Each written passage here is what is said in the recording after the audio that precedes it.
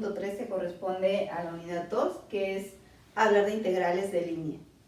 Lo primero que vamos a hacer en este sentido es, primero vamos a ver definiciones, propiedades, ejemplos de cómo calcular integrales de línea. Y una vez que tengamos estas ideas, vamos a ver posteriormente cómo se relaciona esto con aplicaciones a la física y otras aplicaciones. Entonces vamos a ver primero la definición. Vamos a comenzar con la definición 1. Es de la siguiente forma. Lo que vamos ahora es vamos a considerar F, define un subconjunto de Rn en Rn, un campo vectorial en Rn,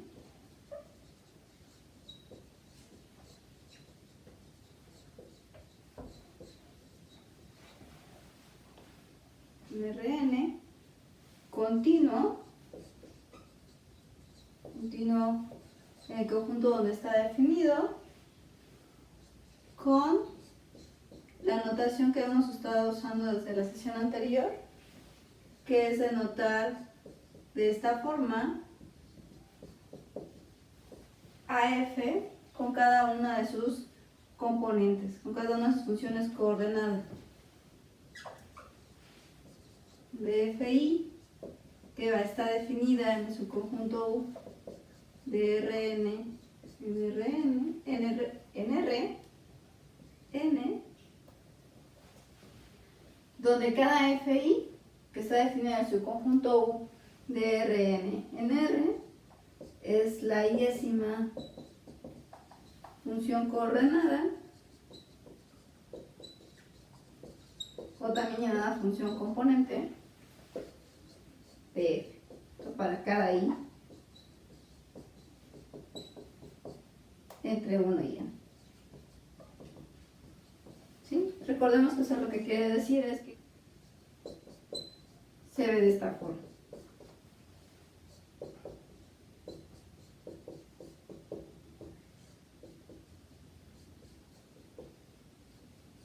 Bueno, esto es, vamos a considerar F, un campo vectorial, y lo siguiente que vamos a considerar para nuestra definición es lo siguiente. Sea lambda, que va a denotar a un camino de un intervalo a, b en Rn, que cumple lo siguiente. Aquí también vamos a denotar lambda usando la notación de la unidad anterior, como lambda 1, lambda 2, lambda n, donde cada lambda i, que va del intervalo a, b en R, es la iésima función coordenada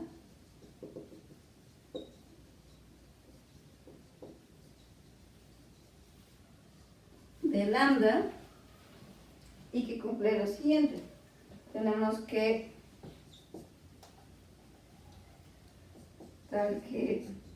vamos a pedir que lambda es un camino de clase C1 en el intervalo a, b. Recordemos que de ser de clase C1, lo que quiere decir es que lambda es diferenciable en el intervalo cerrado a, b, y además, para cada punto en el intervalo b podemos definir la función que a cada punto t en a, b le asocia su vector derivada, y esto lo denotamos como lambda prima. Y entonces tenemos que lambda prima resulta ser una función que es continua. Con estas hipótesis podemos definir la integral de línea de f a lo largo o sobre el camino lambda, o bien sobre la curva descrita por lambda, y denotado de la siguiente forma.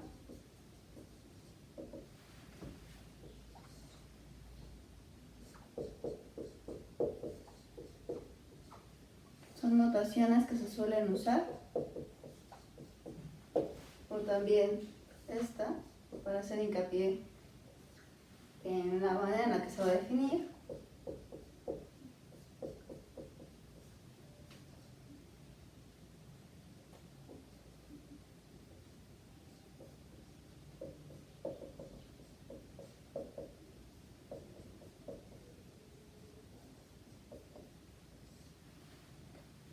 Se define como sigue.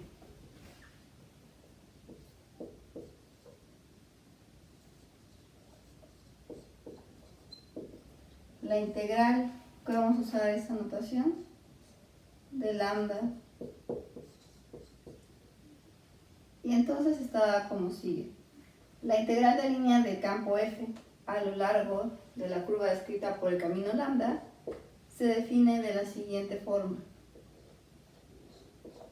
Se define como la integral de A a B de F de lambda de T, producto punto, con lambda prima de T de T. Esto es, explícitamente,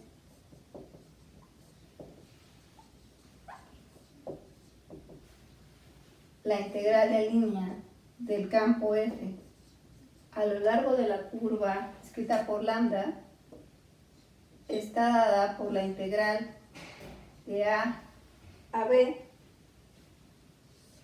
de F1 lambda de T, F2 lambda de T, etcétera, Fn de lambda de T, este vector, producto punto con lambda prima de T. Y recordemos de la unidad 1, como está dado, eso es lambda 1 prima de T, lambda 2 prima de T, y así sucesivamente lambda n prima de T por dt. Esto denota el producto punto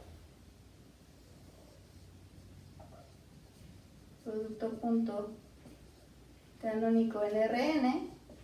Y si hacemos este producto punto, esto lo que nos está diciendo es que la integral de línea del campo F a lo largo de la curva descrita por el camino lambda en el intervalo coma b es igual a la integral en una variable con respecto de t, que va del intervalo a, b, de la suma de las funciones f1 de lambda t, que multiplica a lambda 1 de t, más f2 lambda t,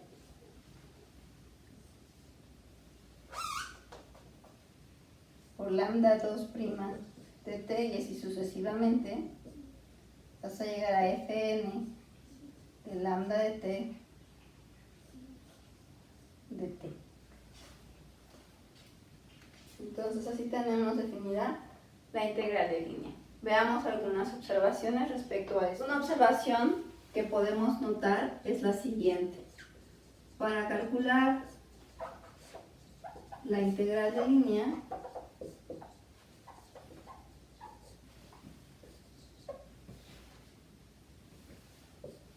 del campo F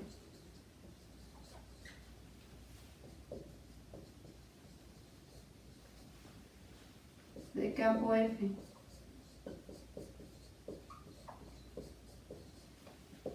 a lo largo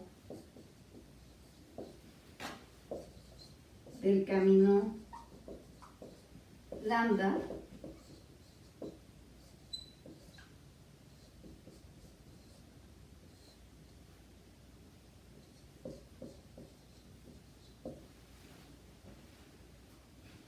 tenemos lo siguiente.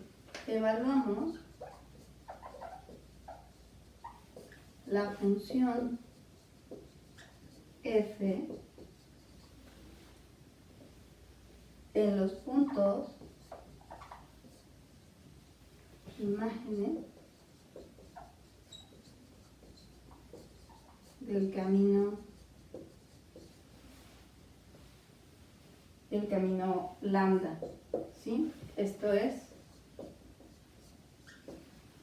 debe pasar que la imagen de lambda, es decir, lambda del intervalo a, b, que recordemos es el conjunto de los lambda t tales que t está en el intervalo a, b, debe estar contenido en el dominio de la función f, que en este caso estamos suponiendo en particular que está definida en U, es decir, debe estar contenida en U, y podemos pensar que U es igual o es un subconjunto del dominio de F.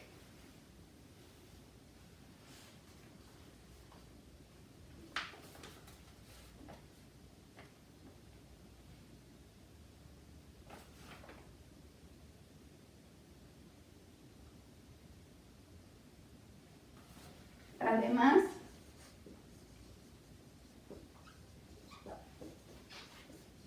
notemos que F, como lo hemos pedido, es continuo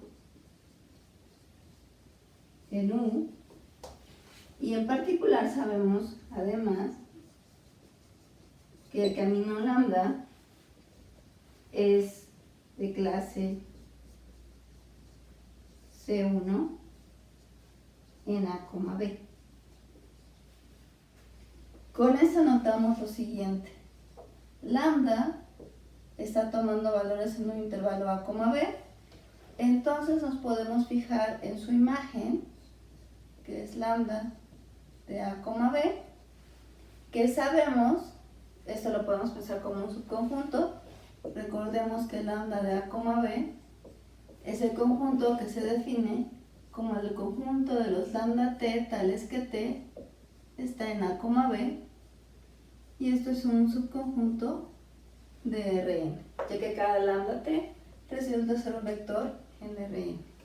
Pero además sabemos que lambda de t tiene que estar definida, pero además sabemos que lambda del intervalo A, B, este conjunto, pues está contenido en el subconjunto U de Rn, donde F está definida. Podemos pensar que estamos en Rn, entonces lambda está tomando valores aquí, y sabemos que F está tomando valores de este conjunto U en Rn, ¿sí? Entonces lo podemos pensar aquí. ¿Eso qué quiere decir? Que entonces tengo una composición de funciones. Con el camino lambda, parto del intervalo A, B, llevo a un subconjunto U de Rn, y con el campo vectorial F voy a Rn.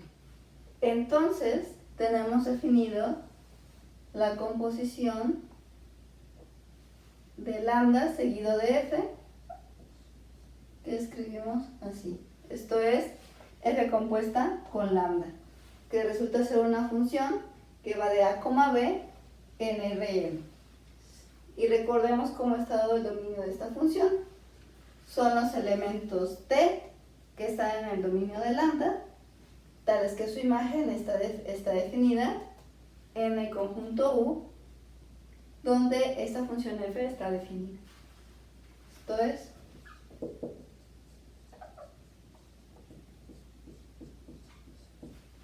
f compuesta con lambda, es decir, lambda seguida de f, es una función que va de A, B en Rn. ¿Ok? Entonces, ¿qué más podemos notar? Veamos además lo siguiente. Por otro lado, como lambda resulta ser una función de clase C1, el lambda prima pues está definida en A, B en Rn, y que lo que hace es que a cada t en A, B le está asignando lambda prima de t. Con esto entonces vamos a poder definir una función. Entonces definimos una función que yo voy a adelantar como g, que va a ser dada de esta forma: f lambda, esta es notación, lambda prima, producto punto con lambda prima, que va a ser lo siguiente: va a tomar valores del intervalo cerrado a, b, que está contenido en R, y me va a regresar un número real. ¿Y qué va a ser lo siguiente? Para cada t en el intervalo cerrado a, b, g de t no es otra cosa que tomar el producto punto del vector f lambda de t, es decir, f compuesto con lambda evaluado en t. Recordemos que así estaba esta función, f lambda de t, en cada t es evaluar f en lambda de t. Bueno, entonces g es igual al producto punto en Rn del vector f evaluado del vector f lambda de t con lambda prima de t. Esto es g de t es igual a f1 de lambda de t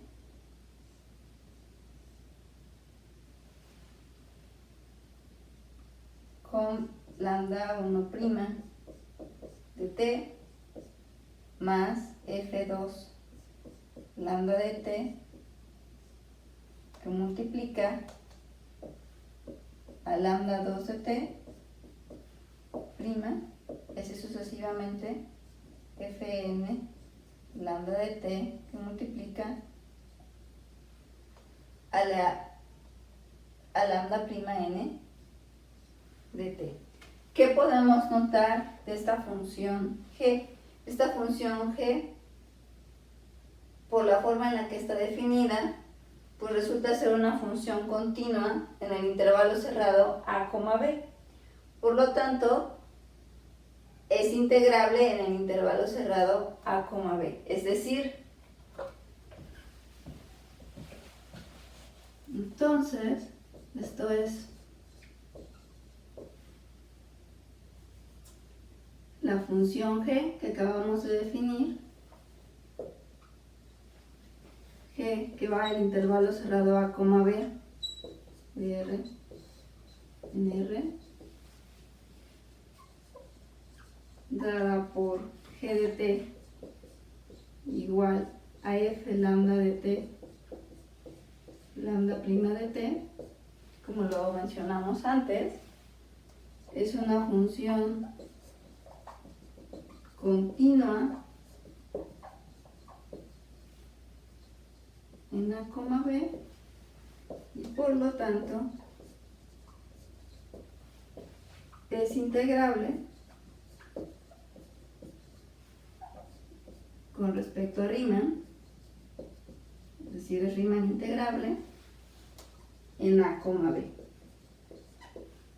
Esto es la integral de g de t de a a b.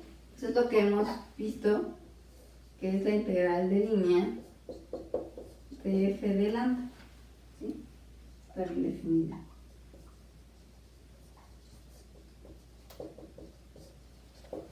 Lo que vamos a hacer ahora es ver ejemplos particulares para familiarizarnos con el cálculo de integrales de línea.